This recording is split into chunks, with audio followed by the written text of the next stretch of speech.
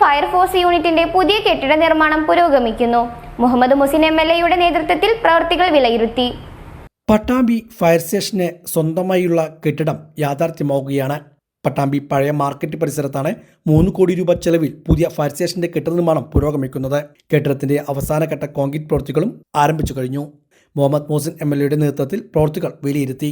നഗരസഭ വിട്ടു നൽകിയ പഴയ മാർക്കറ്റ് പരിസരത്താണ് ഫയർഫോഴ്സ് യൂണിറ്റ് കെട്ടിടം വരുന്നത്. 2021 വാടക കെട്ടിടത്തിലാണ് പട്ടാമ്പിയിൽ ഫയർഫോഴ്സ് ആരംഭിച്ചത്.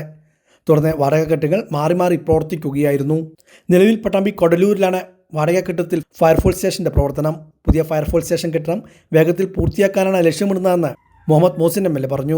പ്രിയപ്പെട്ടവരെ, ഇന്ന് പട്ടാമ്പി ഫയർ സ്റ്റേഷന്റെ പുതിയ കെട്ടിടത്തിന്റെ നിർമ്മാണത്തിന്റെ ലാസ്റ്റ് റൂഫിംഗ് വാർപ്പാണ് ഇപ്പോൾ നടന്നുകൊണ്ടിരിക്കുന്നത്. നമുക്കെല്ലാവർക്കും അറിയാം, പട്ടാമ്പി ഒരു ഫയർ സ്റ്റേഷൻ ഉണ്ടായിരുന്നില്ല, ദീർഘനാളത്തെ ആവശ്യമായിരുന്നു.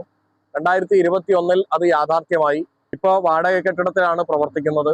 സ്വന്തമായ ഒരു കെട്ടിടത്തിലേക്ക് ഫയർ സ്റ്റേഷൻ മാറുക എന്നത് പ്രധാനപ്പെട്ട ആവശ്യമായിരുന്നു. അതിന്റെ ഭാഗമായിട്ട് 3 കോടി രൂപ ബഡ്ജറ്റിൽ ഉൾപ്പെടുത്തിയിരുന്നു.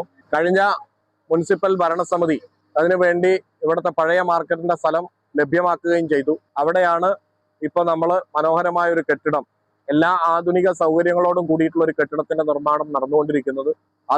അതിന്റെ ലാസ്റ്റ് ഘട്ടത്തിലേക്ക് കടക്കാൻ പോവുകയാണ്. ഇനി ഈ വാർപ്പും കൂടെ കഴിഞ്ഞു കഴിഞ്ഞാൽ മറ്റു അനുബന്ധമായിട്ടുള്ള കാര്യങ്ങളൊക്കെയാണ് ചെയ്യാനുള്ളത്. വളരെ വേഗത്തിൽ തന്നെ ഇത് പൂർത്തീകരിച്ചു കഴിഞ്ഞാൽ തീർച്ചയായിട്ടും ഫയർ സ്റ്റേഷൻ ഒരു ആസ്ഥാന മന്ദിരം, നമ്മുടെ ഇവിടുത്തെ ഒരു പ്രധാനപ്പെട്ട ഒരു കേന്ദ്രം എന്നുള്ള നിലക്ക് കെട്ടിടവും സൗകര്യങ്ങളും ഒക്കെ വന്നാൽ അടിയന്തര സാഹചര്യങ്ങളിൽ ജനങ്ങളെ രക്ഷപ്പെടുത്തുന്നതിന് സഹായിക്കുന്നതിന് ഫയറിന് കൂടുതൽ സൗകര്യമാകുമെന്നതിൽ സംശയമില്ല.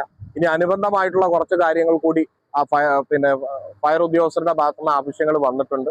അതുകൂടി പരിഗണിച്ച് കൂടുതൽ സൗകര്യങ്ങൾ കൂടി ഉണ്ടാക്കാനുള്ള നടപടി സ്വീകരിക്കുന്നുണ്ട് എന്ന കാര്യം കൂടി അറിയിക്കുകയാണ്.